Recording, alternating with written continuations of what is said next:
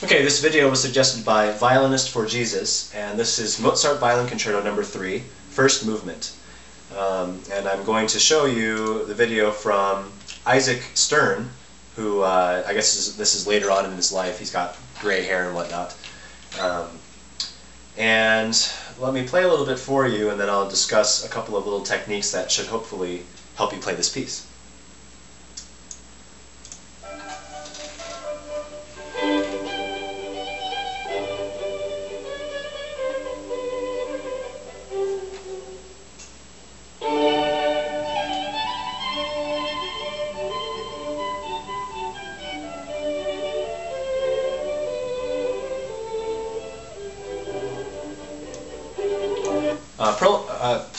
Stern plays this very well, and I would recommend that you watch this video. It's entitled Mozart Violin Concerto No. 3, K216, first movement, Isaac Stern.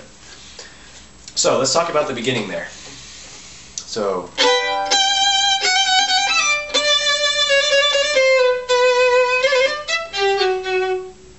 there's a certain presence that Isaac Stern establishes right off the bat. Okay, and the way that you can establish a good strong chord, a strong opening like that, is by starting from the string. So don't start from away from the string, or you get some kind of bouncy sound that you don't want. And you also don't get the depth of the sound that you can get if you start from the string and then go.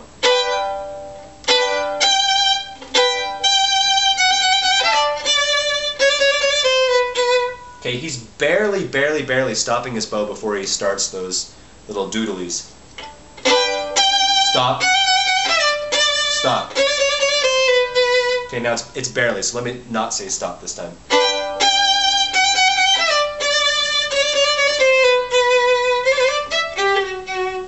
And it's the most noticeable after the first two notes. Less here. Okay, and that whole first thing I think of as a, okay, here's my first thought, and then there's a pause.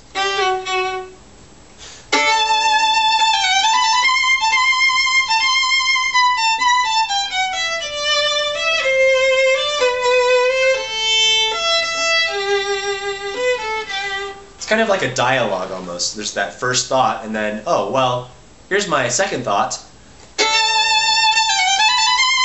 It's even better than the first thought. In fact, let me think about this a little bit more. A little bit more? Well, I guess so.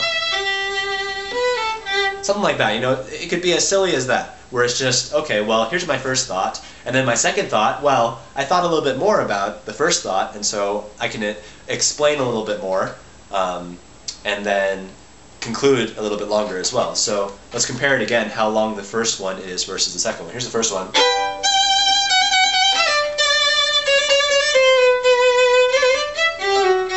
Okay, so that's the whole first thought. And then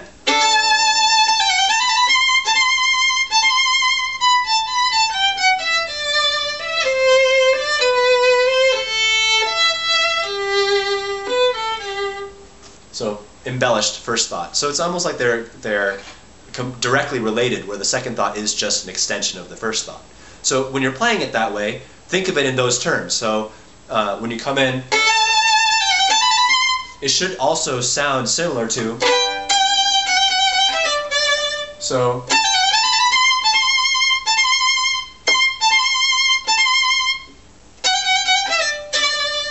those styles are related. So I've noticed that a lot of players, when they're playing a piece, everything sounds kind of uniform, the same.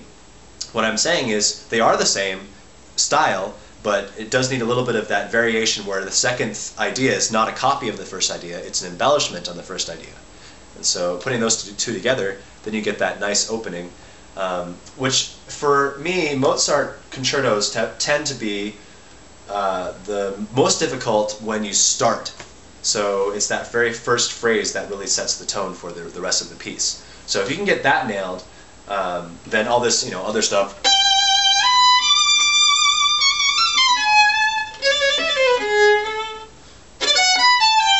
It's Mozart likes to start with a little seed, and then it's kind of this organic growing experience where when you go from the beginning of the piece to the end of the piece, this little seed is sprouting, it's growing this the plant, and then by the end of the piece you have this fully grown plant.